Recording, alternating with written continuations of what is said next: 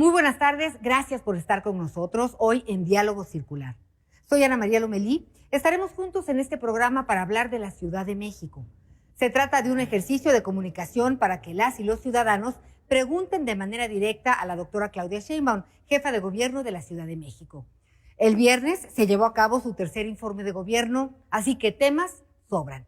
Hoy abordaremos los temas de salud, movilidad y educación. Estamos en el Centro Cultural La Faro Cosmos, un espacio para la gente. Contamos con la presencia de 50 personas, vecinas, vecinos, activistas, profesionistas, habitantes de esta gran ciudad. Y las preguntas fueron seleccionadas a través de una tómbola. Muchas gracias por estar aquí, bienvenidos.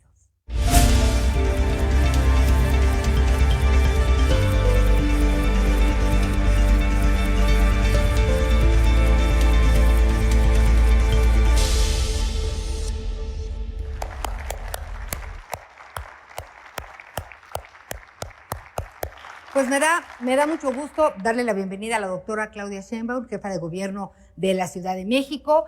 Estábamos aquí ya platicando, gracias a todos ustedes por estar con nosotros, ¿no? Al principio, antes de que llegaras, estábamos platicando y les digo, ¿están nerviosos? Y decían, no, estamos emocionados. Así que, pues es un ejercicio interesante para todos. Vamos. Perdón por darles la espalda. Gracias. Bueno, pues 3 años de gobierno. En esta ocasión vamos a hablar de salud, de movilidad, de educación. ¿Por dónde empezamos, doctora? Sí. Bueno, primero, hoy 19 de septiembre es un día difícil para la ciudad. Hemos vivido en distintos momentos sismos que pues, han causado un trauma importante para la ciudad. Nuestro abrazo a todos los deudos siempre.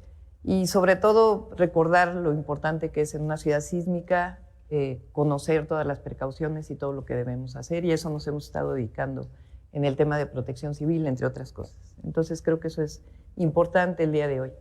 Por otro lado, decir que pues, tenemos 34 meses en el gobierno y en este lapso pues, hemos tenido cerca de 18 meses con la pandemia del COVID-19, es decir, más de la mitad del gobierno. Y desde el principio que supimos que llegaba la pandemia, lo que hicimos fue prepararnos lo mejor posible para ello. Trabajamos junto con el gobierno de México, primero en tener suficiente número de hospitales, ventiladores, todo el equipamiento, y esto solo se pudo haber logrado en un esquema en donde la salud pública la ponemos por encima de todo, la salud como un derecho, y crecimos, por ejemplo, las camas de hospitales de cerca de 2,000 a más de 8,000, de las cuales un porcentaje muy importante, camas de terapia intensiva en todos los hospitales. Nosotros sabemos, por ejemplo, que si eres derechohabiente del IMSS, vas al IMSS, si eres derechohabiente del ISSSTE, vas al ISSSTE, y si no tienes un sistema de salud, vas al sistema de salud de la Ciudad de México. En este caso, trabajamos como un solo sistema de salud. No importa si eras derechohabiente del IMSS, del ISSSTE, llegabas a cualquier hospital de la ciudad, y además tuvimos el apoyo de la Sedena, de la Marina, de tal manera que logramos pues, una cantidad muy importante de camas de hospitalización. Y por otro lado, toda la parte preventiva, que sin necesidad de poner multas, o decir, como en otros países, si no sales de casa te vamos a multar, pues fue en realidad mucha información. Personalmente me dediqué pues una parte de todos estos 18 meses dedicada personalmente a la pandemia. Tuvimos 2 olas de COVID muy importantes y una pequeña tercera ola que por fortuna ya va disminuyendo gracias a la vacunación. Pero por decirles, el 24 de diciembre, el 31 de diciembre estuve yo personalmente en el C5, tuvimos momentos muy difíciles donde la gente llamaba ambulancias, estuve personalmente ahí para, inclusive recibiendo las llamadas del 911 sin decir que era la jefa de gobierno, es decir, en una preocupación y ocupación permanente para que las cosas salieran bien en la ciudad. Mucha gente perdió familiares, y lo que buscamos hacer fue, por un lado, la información, tener los sistemas de salud, toda la información posible, SMS y muchas innovaciones que generamos a partir del trabajo que hicimos. Y por otro lado, a partir de la vacunación de febrero de este año, pues generar un esquema de vacunación muy igualitario. En muchos lugares, por ejemplo, había vacunación en automóvil, y vacunación a pie. Aquí pues no diferenciamos entre quién tiene automóvil y quién no, para todos la vacunación es igual, y creo que logramos hacer una vacunación muy humana, que fue ejemplo mundial en la ciudad. Y por fortuna, pues ahora estamos ya en el 92% de personas vacunadas. Y al mismo tiempo, mientras atendimos la pandemia, no dejamos de hacer pues muchas cosas en la ciudad que programamos y que nos comprometimos desde la campaña. Por ejemplo, en el solo tema de salud, estamos construyendo pues 3 hospitales generales. Uno que ya fue inaugurado en Topilejo, en la parte alta de Tlalpan, que son justamente las zonas que no tienen acceso a la hospitalización. Estamos al 60% de un hospital general en Coajimalpa, que hace muchos años tuvo un siniestro y que por fin estamos dándole a Coajimalpa su hospital general. Y por otro lado, un hospital que estaba pues empezado a construir y que nosotros terminamos, que es el Hospital La Pastora en Gustavo Amadero. Entonces, además de eso, 3 hospitales, todos los centros de salud funcionan los fines de semana, y estamos ahora en un modelo de prevención de la salud, que llamamos Salud en tu Vida, sobre todo para diabetes, hipertensión y obesidad. En el tema de los apoyos, además de hablar de la reflexión, de las lecciones, de cómo enfrentar lo que viene, porque muchas enfermedades pues dejaron de atenderse por parte también de la gente que por miedo pues no asistió a sus tratamientos, y también los hospitales pues eran COVID. El presupuesto también sufrió un descalabro por la pandemia, y tan solo por mencionar a los niños que quedaron sin su mamá o sin su papá, ¿no? A los menores de edad, huérfanos en algunos casos, los dos. ¿Van a seguir los apoyos? ¿Cómo? Sí, a ver, primero decir que una de las lecciones es que todos tenemos que cuidar de nuestra salud. A quien más le pegó es a quien tiene diabetes, hipertensión, obesidad, y muchas veces estas enfermedades se pueden prevenir comiendo bien, haciendo ejercicio, y esto es algo muy importante, que es una lección no solamente para el gobierno de invertir en salud preventiva, sino también para toda la población, que aprendamos a cuidar la salud porque es algo fundamental. La otra parte es que dimos apoyos económicos a los niños y niñas de escuelas públicas, 1.2 millones, preescolar, primaria y secundaria, dimos un apoyo en los momentos más difíciles, y en particular para todos los niños y niñas que lamentablemente perdieron a un papá o mamá o a su tutor. Hay una beca permanente que les estamos dando a cerca de 6,000 niños y niñas hasta que cumplan los 18 años. ¿Y se va a vacunar a los menores de edad? Hasta ahora el Programa Nacional de Vacunación solamente está hasta 18 años. Está analizando la Secretaría de Salud Federal si se vacunan los niños y niñas. Se empezó por los más vulnerables, adultos, y se fue bajando en la edad. Y en este análisis que hagan, que es un análisis científico dedicado, pues se va a decidir si va a bajar la edad o no, y a partir de ahí nosotros participaríamos. Y ahora que regresaron las clases presenciales, ¿aumentó los brotes de Realmente no aumentó, sí hay casos, hay que decirlo, pero realmente afortunadamente sigue bajando el número de hospitalizaciones, y eso es gracias a la vacunación. Hay países en el mundo donde la gente no se quiere vacunar. 40%, por ejemplo, en Estados Unidos no se quiere vacunar. Aquí en nuestro país y particularmente en la ciudad ha habido muchísima información, y cerca del 90% de cualquier edad se está vacunando, lo cual es muy importante. Jefa de gobierno, hablando de salud y de sana distancia, ¿existe la sana distancia entre su oficina y Palacio Nacional? ¿No? Porque a lo mejor esa cercanía, y pues mucho se dice que hay un trato privilegiado para la jefa de gobierno desde Palacio Nacional. Bueno, primero, pues obviamente venimos del mismo movimiento, entonces, pues obviamente estamos de acuerdo en la Cuarta Transformación, en muchas de las cosas, o la gran mayoría, o prácticamente lo que significa el proyecto nacional de la Cuarta Transformación que encabeza el presidente, pero obviamente estamos dedicados a la ciudad.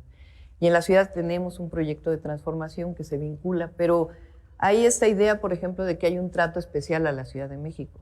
Les voy a poner algunos ejemplos. En el programa de reconstrucción, después del sismo del 2017, prácticamente nosotros no hemos recibido apoyo federal. La gran mayoría de la reconstrucción, que son ya cerca de 10,000 viviendas, se ha hecho con recursos del gobierno de la Ciudad de México. Ha habido estados de la República que han recibido dinero muy importante, como Jalisco, para terminar el metro de Guadalajara, una de las líneas.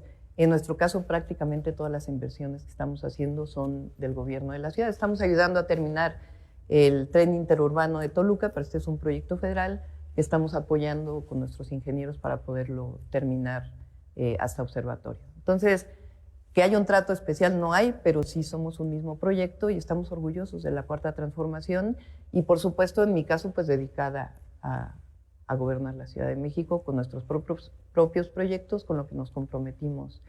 Pero estamos buscando una ciudad de derechos y finalmente un país de derechos. Estamos buscando un modelo distinto al que venía desde antes. El modelo que consideraba que la salud, que la educación eran privilegios y nosotros consideramos que son derechos. Y los derechos traen justicia social, que es lo que siempre hemos luchado por nuestro país. Y hablando de equipo, en el tercer informe de gobierno, su tercer informe el viernes, vimos a los alcaldes electos. Si hay equipo, ¿no? Son los de oposición, ¿no? Si es la ciudad para todos. Pues tiene que haber una relación institucional. Yo soy la jefa de gobierno de cualquiera de las alcaldías en donde ahora gobierna alguien que viene de un partido político distinto y tiene que haber coordinación porque todos gobernamos, o en particular gobierno yo para Tlalpan, para Álvaro Obregón, para Coajimalpa, de la misma manera que gobierno para los habitantes de Iztapalapa. Entonces va a haber una relación institucional. Y fíjate, eso es importante. Por primera vez cuando llegamos nosotros al gobierno, y eso lo aprobaron todos los partidos políticos en el Congreso, hay una fórmula totalmente transparente para poder distribuir recursos a las alcaldías. Y esa fórmula se va a mantener, porque antes lo que había era moches, corrupción en el Congreso, se daba dinero a unos diputados para que votaran, para que hubiera más presupuesto para una alcaldía. Eso se acabó en la Ciudad de México y no porque ahora hayan llegado otros partidos a las alcaldías, eso tiene que cambiar. Entonces, gobernamos para todos, pero claro, cada uno tenemos un proyecto distinto y tenemos el derecho de mantener nuestra posición, de informarla, seguir informando, aunque gobernemos para todos. La línea 12 del metro. Primero, pues el tema de las víctimas, la reconstrucción, ¿no? El proyecto de reconstrucción, y sabremos qué pasó, porque cómo hablar de reconstrucción si no sabemos quién no hizo su tarea, quién cambió los pernos, quién decidió que era más fácil así, quién no pensó en esta tragedia. Sí, primero pues es una terrible tragedia y lo primero que hicimos fue atender a las víctimas.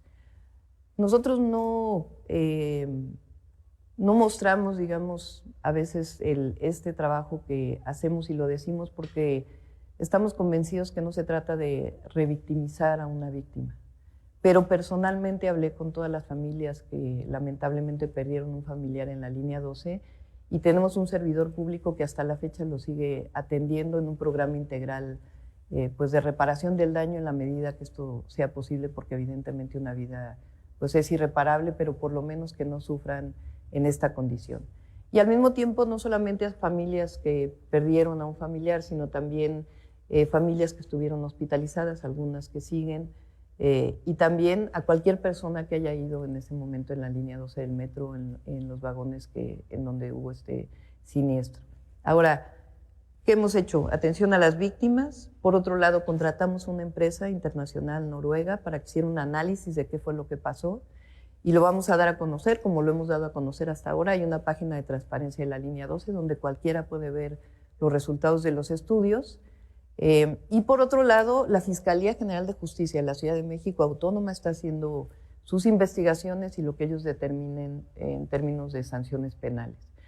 A nosotros nos corresponde reconstruir la línea 12 y ahí pues tuvimos también el apoyo del presidente de la República, y sí hay que decirlo, que habló con las empresas en la idea de que apoyaran para poder reconstruir la línea. Y ahí hemos tenido todo el apoyo de las empresas. Ahora, ¿cómo hacemos para que la línea 12 tengamos la certeza de que va a ser una línea segura? Nos estamos apoyando en un grupo de expertos especializados en estructuras que lo que están haciendo particularmente para el tramo elevado, es decir, supongamos que ocurre en toda la parte del tramo elevado lo mismo que ocurrió en esta zona del siniestro. Es decir, estamos dando redundancia estructural en todas las partes. Entonces se está haciendo un reforzamiento estructural suponiendo la peor de las situaciones. Eso no quiere decir que en todos lados haya ocurrido eso, sino que nos estamos asegurando de que tenga una redundancia estructural para que no vuelva a caerse en ninguna de las partes del tramo elevado. Y al mismo tiempo se está haciendo una revisión de la parte subterránea también para poder corregir cualquier falla que haya. Y lo que nos estamos comprometiendo es a trabajar lo máximo posible para que el próximo año pueda estar lista la línea 12 Y mientras tanto, pues estamos dando transporte gratuito, particularmente para toda la zona de Tláhuac. Doctora, pues bueno, en este diálogo circular, ya estamos por empezar, vamos a hacer una pausa, pero antes unas preguntas rápidas para entrar en ambiente. Estábamos aquí platicando todos y de repente surgió, ¿qué prefiere? ¿Día o noche? Día. ¿Arriba o abajo? Arriba. ¿Torta de tamal o barbacoa? Ay, pues si la barbacoa es buena, barbacoa. ¿Libro o serie? Libro. Hacemos una pausa y ya regresamos con todas sus preguntas, así que, y les vamos a platicar cómo fue que llegamos a este ejercicio. Acompáñenos, ya volvemos con el diálogo circular a raíz del tercer informe de gobierno de la jefa Claudia Sheinbaum.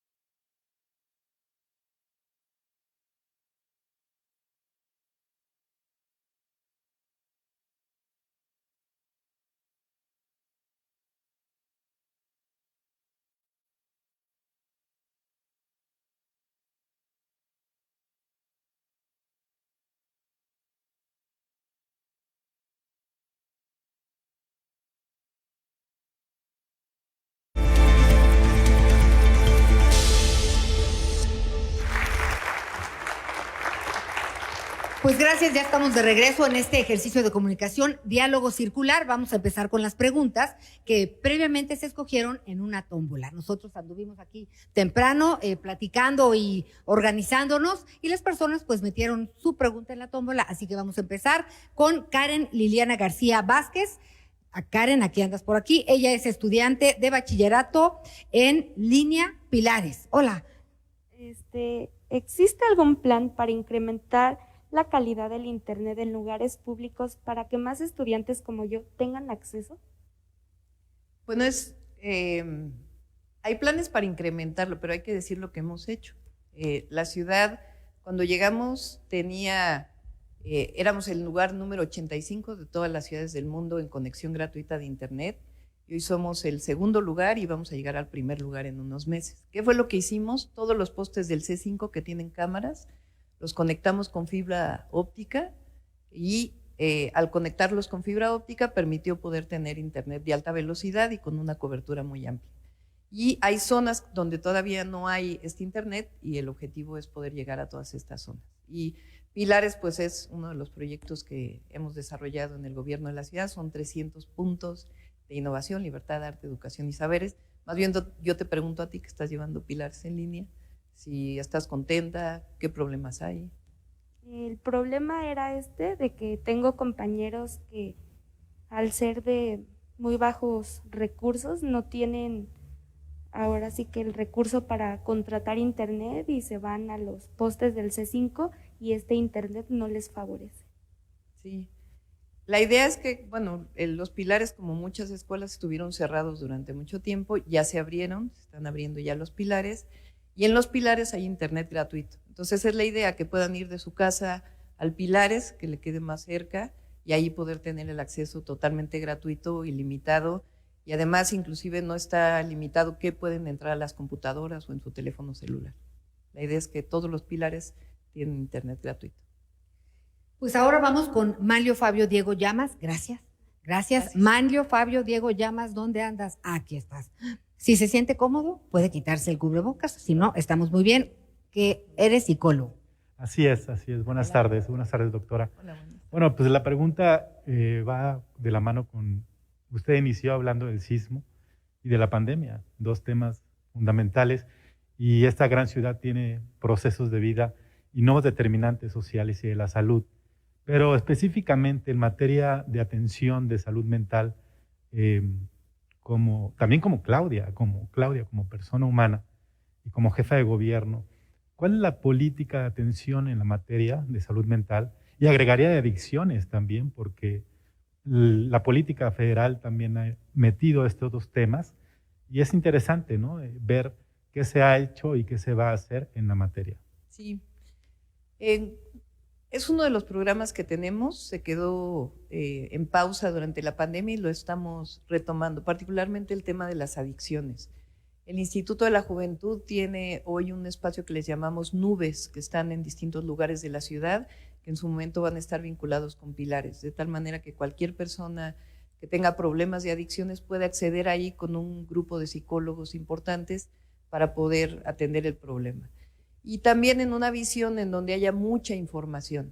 Es no solamente decir no, sino informar las características de cada una de las drogas, qué se puede hacer y por qué hay ciertas drogas que pueden tener un impacto pues, de no retorno en muchos de los jóvenes de nuestra ciudad, del país, en general de aquellos que son adictos. Y el tema de la salud mental es muy importante. Hoy, por ejemplo, para los niños que regresan a la escuela, es algo que hemos estado trabajando con la Autoridad Educativa Federal, porque el que un niño, una niña haya estado durante muchísimos meses en su casa sin poder ver a sus amiguitos, pues es muy importante que puedan hablar en la escuela de qué vivieron, cómo lo vivieron y de esta manera pues compartir las experiencias y poder en todo caso resolver muchos de los dilemas que enfrentaron en estos momentos. Pero en efecto es uno de los temas importantes en la ciudad. Muy bien, felicidades. Gracias. Muchas gracias. Y ahora vamos con Isaac Cruz Romero, estudiante y campesino. ¿Dónde andas, Isaac? Espérame un segundito.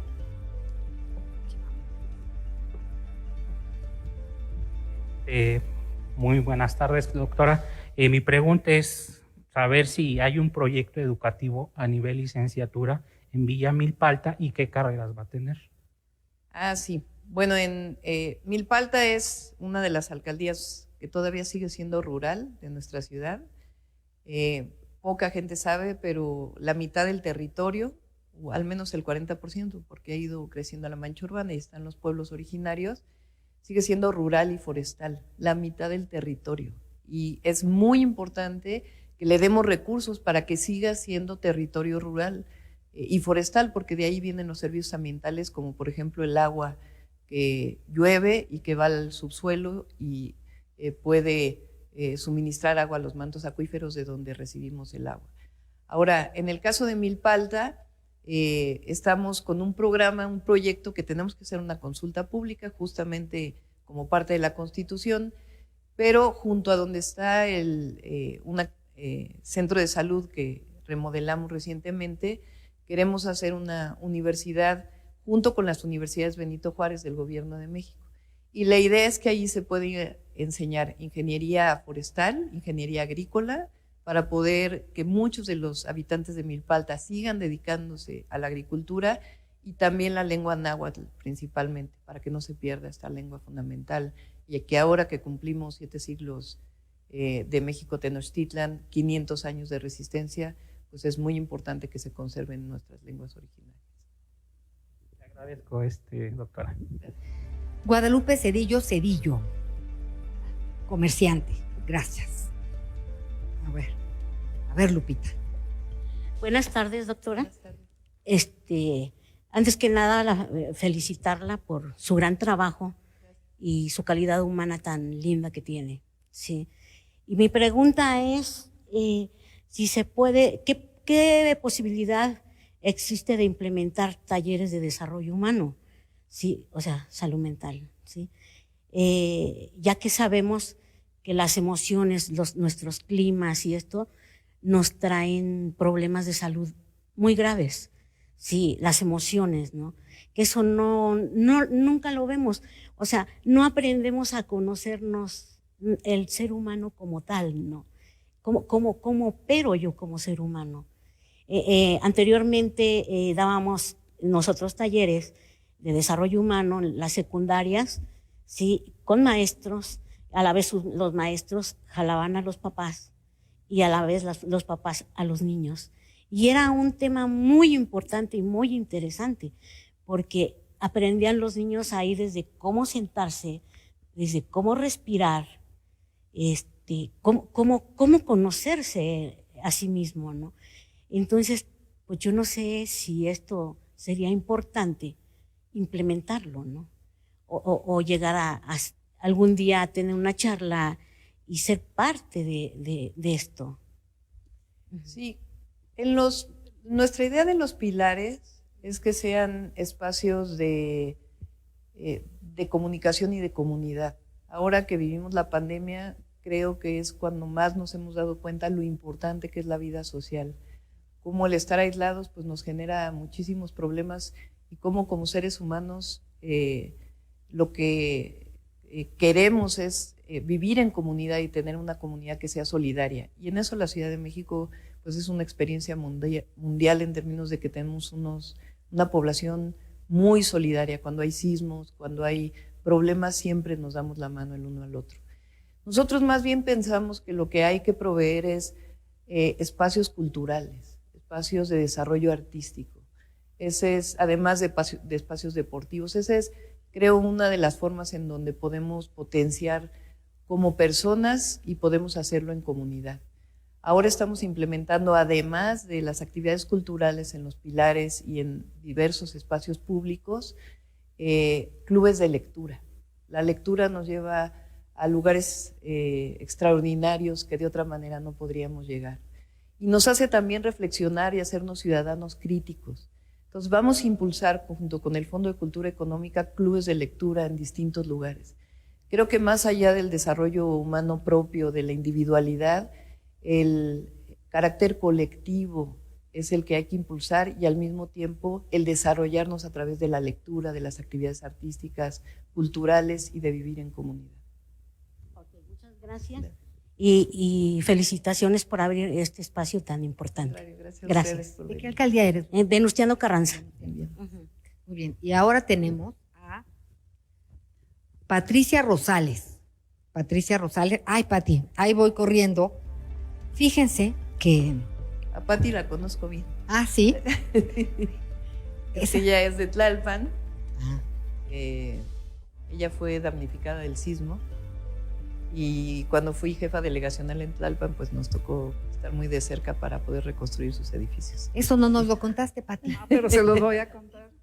Brevemente, aprovechando nuevamente el agradecimiento por parte de todos los vecinos de Calzada del Hueso 713, Delegación Tlalpan. Efectivamente, en el 2019 fuimos damnificados. Gracias a Dios, a la doctora y a México Unido y Fundación Slim hizo una excelente amalgama con instituciones privadas y académicas y logramos recuperar nuestra casa. Hace 2 años lo recibimos, cosa que estamos muy contentos y agradecida con la doctora y con todos nuestros benefactores. Pero no nada más eso, yo también por partida doble le agradezco a la doctora porque yo trabajo en una empresa que organiza Fórmula 1 y pues este año afortunadamente va a haber y eso pues genera también enormes fuentes de trabajo para muchísima gente, así que doblemente agradecida con la doctora. Mi pregunta es la siguiente en relación a movilidad peatonal. Sé que en el rubro de movilidad ha trabajado muchísimo, pero aquí hay uno específico y se refiere al comercio ambulante, exactamente en las instalaciones del metro. Es un transporte que usa millones de personas diariamente y cada vez es más complicado transitar en pasillos y andenes. Aquí la pregunta es, considerando que estamos en una ciudad de derechos, ¿qué estrategia aplicará el gobierno de la Ciudad de México para resolver este problema que tiene años y que también pues la gente tiene derecho a trabajar, ¿no? Entonces seguramente habrá algo ahí que resolver interesante para que todos salgamos beneficiados, incluyendo los vendedores ambulantes. Sí. Ahora que con la pandemia, además del tema de salud, pues todo el mundo sabemos que vivimos una situación económica muy difícil. Entonces hay mucha gente que buscó frente a haberse quedado desempleado la posibilidad de trabajar y trabajan en el comercio informal, por llamarlo de alguna manera. Nosotros creemos que tenemos un programa de 11 medidas que estamos trabajando con empresarios pequeños, medianos y grandes y además impulsando la economía desde abajo. Muchas de las personas van a regresar a sus empleos porque se está impulsando y eso va a ayudar mucho. Y por otro lado, en efecto, aquí la idea es conciliar entre derechos. Ser gobernante muchas veces tiene que ver con este elemento fundamental, es cómo conciliamos distintos derechos. El derecho al empleo, pero al mismo tiempo el derecho al peatón, al poder moverse por las calles libremente. El derecho del que va en un vehículo, pero al mismo tiempo el derecho del que va en una bicicleta. El derecho de la persona que vive en el oriente de la ciudad y no tiene acceso a espacios públicos y el derecho del que vive en el poniente. Siempre hemos buscado atender a los que menos tienen, porque coincidimos ahí con el presidente de la República en que no puede haber prosperidad si no hay prosperidad compartida, en que hay que apoyar al que menos tiene, pero también hay que conciliar derechos. Y ahí, pues, primero que nada es el diálogo. Y segundo, pues, es buscar alternativas. En el caso del metro, pues, estamos trabajando con ellos, con ellas también, para que podamos ofrecer distintos espacios y que los espacios del metro también por protección civil pues queden desocupados. Entonces sí estamos trabajando en ello y también pues en algunos casos tiene uno que elegir entre unos y otros también, y en este caso pues creo que la protección civil también es un tema fundamental en el metro y en otros lados. Muchas gracias, Gracias, doctora. gracias.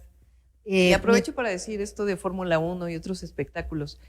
En muchas ciudades del mundo, gracias al nivel de vacunación que se tiene, ya abrieron espacios culturales o la posibilidad de tener espectáculos de este tipo.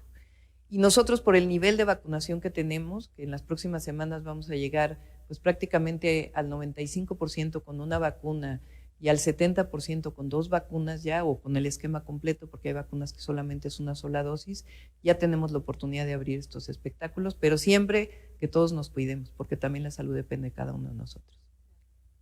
Gracias. Bueno, mientras me voy a mi siguiente entrevistado hablando de movilidad, la línea 2 del cablebús ya ganó el récord Guinness, es el más largo de América Latina, si no me equivoco. El más largo del mundo. Del mundo, sí, es el más largo del mundo. Y el segundo más largo del mundo es el de Gustavo Amadero. O sea, tenemos los dos teleféricos más largos del mundo. Con el sismo ya tenemos nuestros protocolos y todo, porque sí fue muy impresionante ver a nuestros ángeles azules. Parte del problema ahí fue funcionan con generadores eléctricos y hay generadores que son a diésel que de inmediato entran a funcionar. En este caso tardó en funcionar y estamos haciendo ya todo para que no vuelva a ocurrir. Óscar Javier Mancilla, licenciado en Contaduría de la Alcaldía. Gracias. Buenas tardes, doctora. Mi nombre es Óscar y voy a hablar de dos temas muy importantes que es tanto de seguridad como educación. En este caso mi pregunta es, ¿cómo pretende o qué estrategias tienen para garantizar la seguridad de los alumnos en la nueva escuela que es UNISA? ¿Cómo? A ver, cuéntame qué está pasando ahí. Se va a encontrar o se ubica en Santa Fe y en este caso por todos los medios de comunicación es un poco inseguro, tanto para hombres y mujeres. Entonces, ¿Santa Fe en Álvaro Obregón? Sí. Entonces, en este caso, ¿qué seguridad o qué estrategias tiene para garantizar esa seguridad tanto para alumnos y para profesores? Sí, bueno, la Universidad de la Salud, hemos creado en educación varias acciones. Apoyo a todos los niños y niñas con becas de escuela pública, desde preescolar hasta secundaria. Después el Gobierno de México da las becas universales también en el caso de preparatoria y nosotros, además de ampliar las preparatorias del Gobierno de la Ciudad, del Instituto de Educación Media Superior en 5 preparatorias más y la Prepa Pilares, hicimos una nueva universidad, la Rosario Castellanos, y la Universidad de la Salud, a la que te refieres. Esta Universidad de la Salud está ubicada en lo que vamos a llamar, o ya llamamos, la cuarta sección del bosque de Chapultepec, una zona que antes se quería privatizar y hacer edificios privados, y que junto con el presidente en realidad va a ser ahora un espacio público, se abre los fines de semana y va a estar cuidado por la Guardia Nacional. Eso es muy importante. Entonces la Universidad de la Salud queda en la cuarta sección del bosque de Chapultepec. Ahí también va a haber una estación del tren interurbano para toda la gente que vive en el pueblo de Santa Fe y en toda esa zona que no había sido contemplada originalmente para el tren interurbano, y toda esa zona la va a cuidar la Guardia Nacional. Entonces esa es una de las estrategias. Y por otro lado, al tener ahí el espacio público, actividades culturales, pues la idea también es darle oportunidad a las y los jóvenes de todo el pueblo de Santa Fe y esta zona que fundó Vasco de Quiroga, por cierto, que es muy importante. Esta era una zona cerrada de los militares, era la industria militar, esa se está yendo a otro estado de la República y ahora va a ser un parque con una cineteca y muchas otras actividades culturales en esta zona. Así que pues eso va a dar seguridad también. Muchísimas gracias, doctora. ¿Ya ahí fueron las dos? Sí, está muy bien. Ahora vamos con Odette Olvera, médico, Secretaría de Salud, Hospital General Ticomán. Aquí estás, ahí voy, aquí estamos. ¿Qué tal? Buenas tardes. Retomando el tema de educación y salud, me gustaría saber su opinión acerca del nuevo rol sobre médicos internos y residentes en la actual pandemia.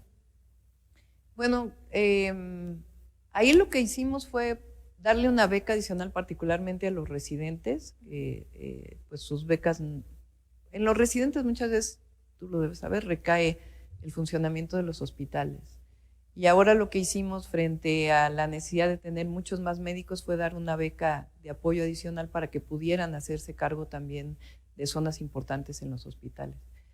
Yo creo que esto tiene que trabajarse con el Gobierno de México, pero sí es muy importante que tanto internos como residentes pues tengan un mayor apoyo en la manera en que desarrollan sus estudios, ¿no? Es una forma pues que históricamente se ha desarrollado así, pero sí es importante trabajarlo con Secretaría de Salud.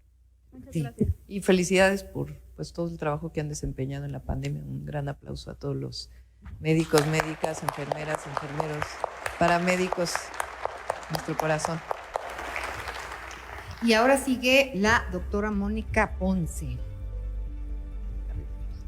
Doctora Mónica Ponce, asesora en línea y diseñadora de contenido, bachillerato en línea Pilares también, Alcaldía Benito Juárez. Gracias. Gracias doctora por estar aquí, por abrir este espacio. Y pues retomando, usted ya respondió un poco esta parte de cómo han incrementado el acceso a la educación a nivel medio superior, que es en el que yo me desempeño. ¿Cuáles son las políticas que se han implementado para incrementar el egreso? Porque una cosa es incrementar la cobertura, pero uno de los problemas que tenemos es mucha deserción a la mitad, ¿no? O al inicio. Entonces, ¿cuáles son las políticas que se han implementado o que se plantean implementar, ya sea de inversión o de algún otro tipo, para incrementar el egreso? Sí.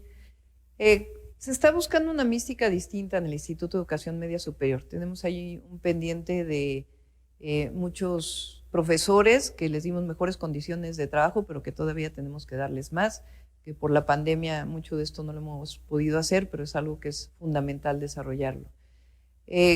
La Ciudad de México, el Valle de México supuestamente tiene una cobertura total en educación media superior, es decir, del número total de jóvenes que deben estudiar y el número total de espacios educativos de educación pública supuestamente está más o menos equiparado.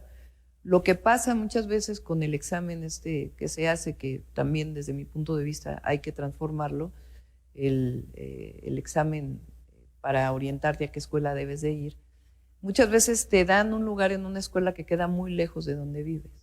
Y por eso nosotros estamos buscando crear más institutos de educación media superior para que queden más cerca, y esa es la idea también del bachillerato Pilares, que aquel que abandonó sus estudios pueda tener un lugar cerca de su casa para desarrollar el bachillerato en línea con tutores, de tal manera que pueda terminar.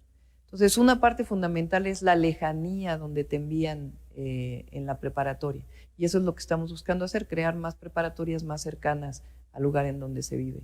Y además una atención pues distinta a los jóvenes, ¿no? Mucha de la deserción escolar se da no necesariamente por razones económicas, porque hay una beca universal, a veces se da por muchas otras razones que viven los jóvenes, pues que todos hemos sido adolescentes, jóvenes, y vivimos pues circunstancias de transformación muy especiales. Y la idea es que pues, los profesores, los maestros tengan una comunicación mucha más directa con sus estudiantes para poder atenderlos no solamente en las materias que llevan en términos académicos, sino la transformación de las vidas que están llevando. Gracias. Mario Vergara Constantino, maestro de la Universidad Teológica Pastoral Peniel, donde aquí está. Gracias, maestro. Desde la Alcaldía Miguel Hidalgo. Sí, buenas tardes. Doctora, buenas tardes. Miren, es reconocible el esfuerzo que se hace por integrar en la parte de lo que es sistemas de transporte, la movilidad, el crecimiento que nos ha mostrado en hechos para llegar a zonas olvidadas, Metrobús, trolebús, cablebús, pero también es cierto que se han incrementado diversos tipos y organizaciones de transporte de pasajeros, particularmente los que vienen del Estado de México, y muchos de ellos su base la tienen en algunas calles o avenidas de las colonias diversas de nuestra ciudad. Obviamente, a veces obstruyen el paso del tráfico porque se estacionan a veces en doble fila. Tiene considerado dentro del control de los CETRAM, de los Centros de Transferencia Modal, este tipo de sistemas de transporte para poder agilizar la fluidez y movilidad en la ciudad? Sí, ahí son varios temas, ¿no? El primero pues tiene que ver con regulación, ¿no? Poderlo regular. Ahora, una de las maneras en que queremos ordenar el transporte público, en que estoy convencida que vamos a ordenar el transporte público, es a través de la tarjeta única de movilidad integrada, esa que hoy se usa para el metro, para el cablebús, para el metrobús, para RTP inclusive, y trolebuses. Y queremos incorporarla al transporte concesionado. ¿Qué es lo que ocurre con el transporte concesionado? Muchas veces es una persona que es dueña de un microbús o un autobús, lo renta a un chofer, y el chofer, su ingreso depende del número de pasajeros que vayan subiendo. Entonces se van compitiendo en las calles pues, para poder tener mayores ingresos. En la medida en que el salario del chofer esté garantizado a través del ingreso de la tarjeta y de la incorporación de todas estas personas que tienen un microbús a este sistema, de esa manera va a ser mucho más ordenado el transporte. Entonces, no solamente es tener verificadores que estén en la calle, que siempre es te faltan siempre verificadores y siempre hay problemas asociados a esto, es transformar un poco la manera en que se está desarrollando el transporte. Lo hice cuando fui secretaria de Medio Ambiente, cuando el licenciado López Obrador fue jefe de gobierno, al iniciar el Metrobús, y es lo que queremos hacer primero en los corredores de transporte y después integrarlo a todas las formas de transporte público en la ciudad. Ese es el objetivo. Muy bien, muchas gracias, doctora. Rogelio García, arquitecto restaurador. Entonces, arquitecto restaurador, Alcaldía Cuauhtémoc. Bueno, primero que nada, un saludo a todas, a todos. Gracias por la oportunidad de estar aquí. El transporte, la renovación del transporte público, su mejoramiento, su ordenamiento es afortunado. La verdad es que ha dado buenos resultados, muy buena imagen. Pero en el caso de, y a lo mejor un poquito dándole continuidad, el caso de del transporte masivo por aplicación que se ha estado instalando en algunas calles de algunas colonias y que se convierten en lanzaderas que no tienen baño, trabajan de madrugada y han perjudicado mucho la vida de algunos ciudadanos. Y a mí me toca conocer, por ejemplo, el caso de uno que está muy cerca del Monumento a la Madre, en donde todos los vecinos han tratado de denunciar el tema y pareciera que como que a nadie le toca, ¿no? Porque es una cosa nueva, ¿no? La pregunta concreta es, ¿qué se piensa hacer con esta problemática? ¿Te refieres a las aplicaciones para pedir comida, etcétera, etcétera? Transporte. O sea, llegan camiones de pasajeros por aplicación, tienen su página de internet, que van a Puebla y se instalan en una calle, trabajan de madrugada, no tienen baños, no tienen la instalación de una... Hay que atenderlo, hay que ver estas zonas y hay que atenderlo, porque pues, es como decíamos de los derechos, pues no se puede, hay cosas que están permitidas y hay cosas que no están permitidas y pues hay que resolver las que no están permitidas. Entonces en este caso pues hay que intervenir. Con gusto ahí recibimos exactamente dónde. Por ejemplo, en Venustiano Carranza es un problema importante que es importante atender. Se han cerrado muchas que son ilegales, pero es cierto que sigue siendo una problemática y en este caso pues atendemos el tema. Una pregunta a mano alzada. A ver, usted, ¿qué le quiere preguntar? Bueno, yo quiero agradecer. Mi nombre es Manuel Aguilar Basilio, vengo de la delegación de la Alcaldía Magdalena Contreras. Yo quiero agradecerte por la Universidad Rosario Castellanos, que le diste la oportunidad a muchos jóvenes que se quedaran sin escuelas, estudio. Para mí lo más importante, darle seguimiento a estos jóvenes en línea, que si vas a cubrir el 11% que está vacante para estos jóvenes, que tengan la oportunidad de estudiar, ya sea por línea, que es lo más importante. Pues ya que realmente con esta escuela cubres 2,000 y fracción de estudiantes, pero todavía queda otra fracción fuera, en donde podíamos cubrir ese gran desarrollo para estos jóvenes. Sí. Así como en el caso de educación media superior, el problema es la cercanía de las escuelas, en el caso de la universidad faltan espacios y por eso creamos la Universidad Rosario Castellanos, que hoy tiene 29,000 estudiantes inscritos y queremos llegar a 50,000. En el caso de Contreras, ahí en Oasis estamos haciendo una de las sedes de la Rosario Castellanos, que va a tener también un espacio para la Universidad Autónoma de la Ciudad de México, y estamos buscando crear más espacios para la universidad.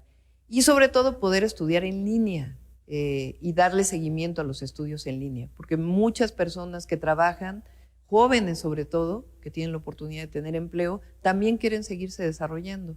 Y la universidad en línea a distancia, hay muchísimos países que la tienen y que son de primer nivel y ese es el objetivo de la Rosario Castellanos, poder dar esta oportunidad. Muchas gracias por ese desarrollo educativo que tienes hacia los jóvenes entre los 18 y 24, 25 años, que sigan adelante porque yo creo que la juventud es lo que nos va a dar fuerza. Así es, y la educación pública. Doctor, y aquí me están haciendo unos ojos que sí, ahí voy, ok. Poco y bueno para que nos alcance el tiempo. Claro, Susana Canahuati de Álvaro Obregón. Hola, Susana. ¿Qué tal? Doctora, es pues una gran luchadora en contra de todos los grandes desarrollos. Exacto.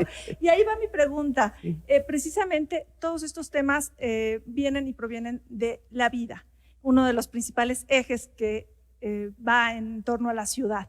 Entonces, quisiéramos saber, todos los vecinos, una definición clara sobre sustentabilidad de usted y de su gabinete que es al final de cuentas lo que va a partir todas estas funciones y los ejercicios que está haciendo en esta ciudad.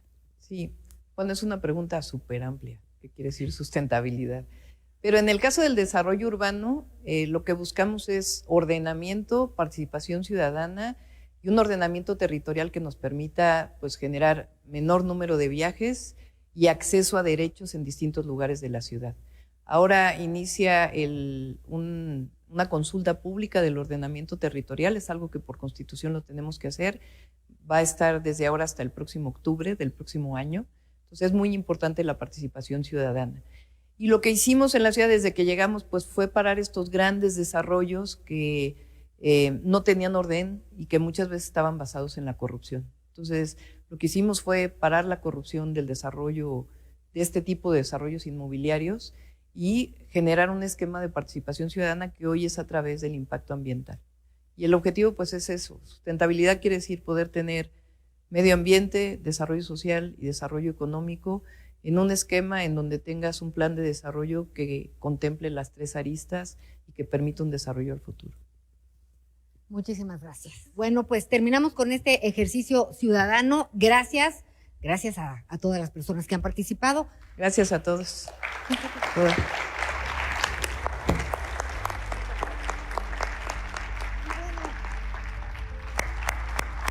De gobierno, pues siempre habrá muchos temas en el tintero y pues la vida está hecha de momentos.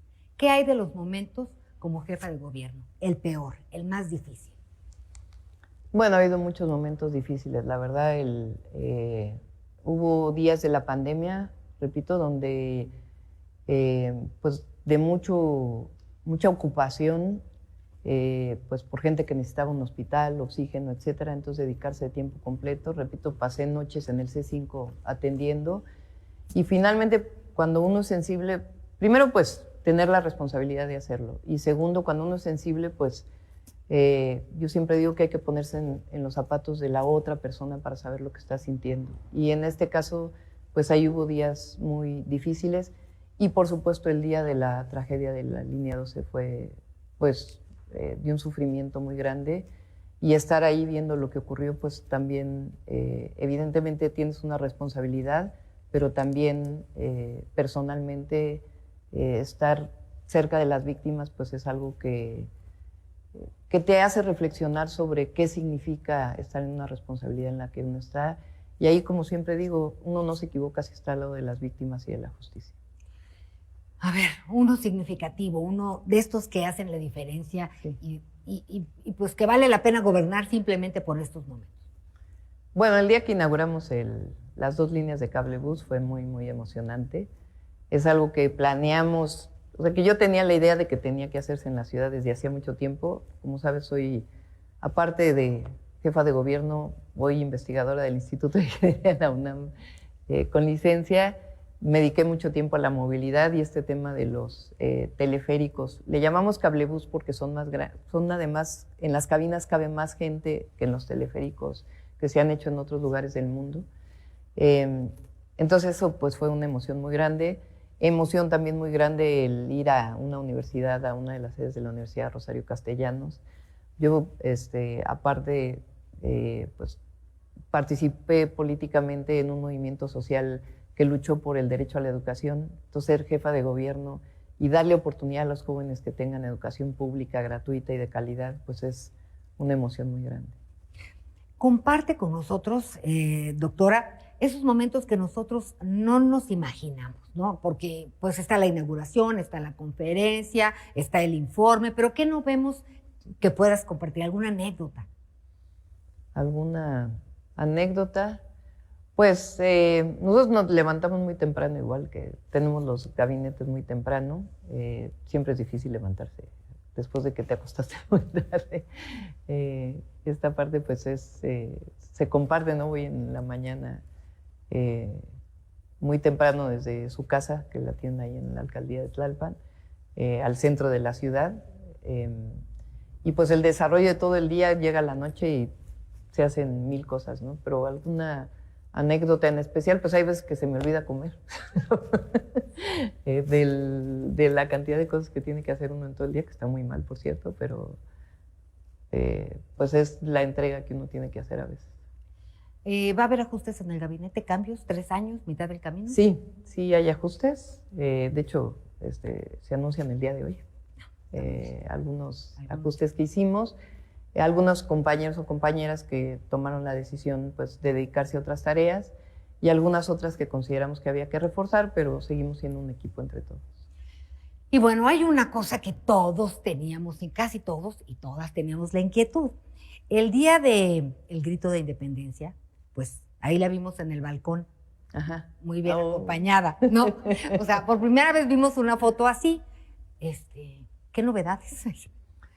Bueno, yo estuve 30 años con mi pareja, nos separamos, nos divorciamos y me reencontré como unos 7 meses después con mi novio de la facultad.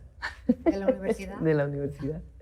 Nosotros estudiamos física por Facebook, así, ahora sí que historia moderna de redes sociales.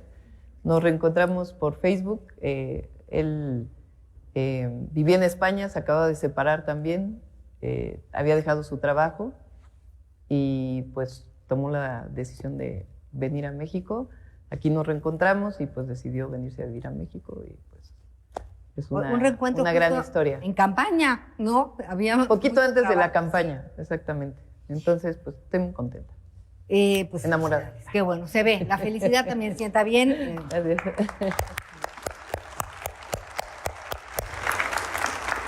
Jefa de gobierno, doctora Claudia. Me pongo roja.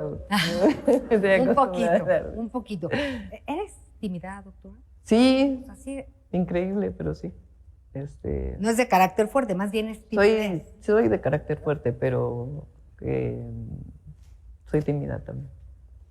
Y al final de tu mensaje, con motivo del tercer informe de gobierno, dijiste que no son tiempos de futurear ni de agendas personales. ¿Pero con qué sueña Claudia Sheinbaum? Pues ahora con la ciudad. Yo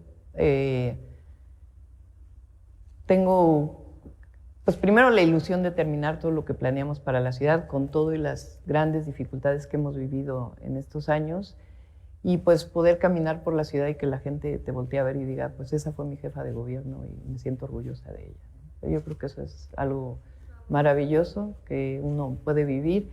Y ya todo lo demás, si viene, pues ya se verá en su momento, ¿no? Pero no, en este momento mi interés es la ciudad, la ciudad, la ciudad, la ciudad, porque para eso fui electa. Y si no, además uno se trastorna. Y creo que lo más importante es dedicarse a la ciudad.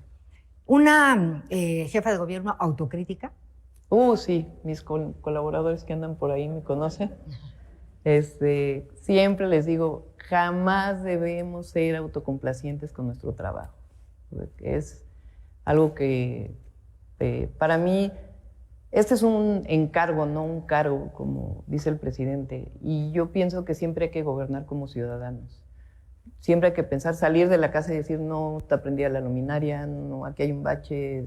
¿Qué haría la jefa de gobierno si viera que eso está ocurriendo? Y siempre ponerse en los zapatos del otro para poder entender qué es lo que está pasando, sin dejar de olvidar pues, que uno tiene una responsabilidad, ¿no?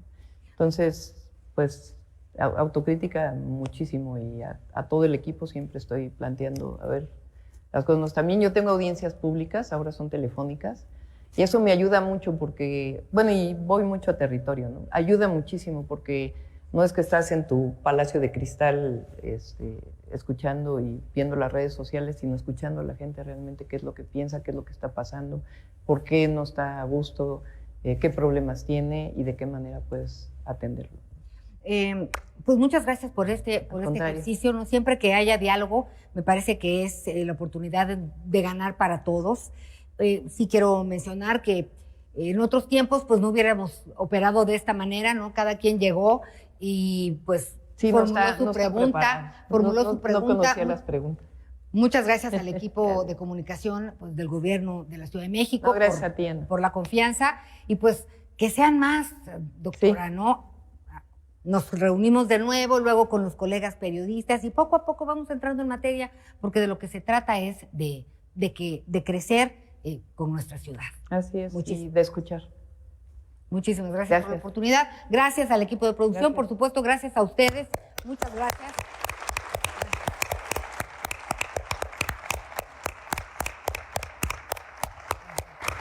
Nos despedimos. Soy Ana María Lomelí. Nos vemos en la próxima. Buenas noches.